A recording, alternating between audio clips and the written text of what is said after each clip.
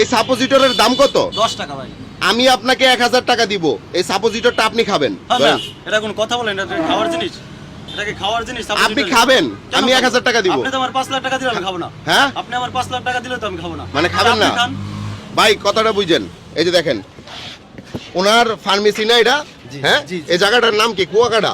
এই কুয়াকাটার মতো জায়গায় উনি সাপোজিটর বেচে। তো এটার দাম চাইছে কত? দাম কত জানি? 10 টাকা। 10 টাকা। আমি বলতেছি যে আমি 1000 টাকা দিব, এই সাপোজিটর আপনি খান। তো উনি খাইতেছে না, তার মানে নির্গাত এটার মধ্যে ভেজাল আছে 100%। কাকা, উনার জিনিস উনি বিক্রি করতেছে মানুষকে দেওয়ার জন্য। এটা ওষুধ না, ওষুধ মানুষ খায় না। তো এখন উনার ওষুধ যদি উনি না খায় তাহলে এটার মধ্যে ভেজাল আছে ভাই। কি কোন ভেজাল আছে না?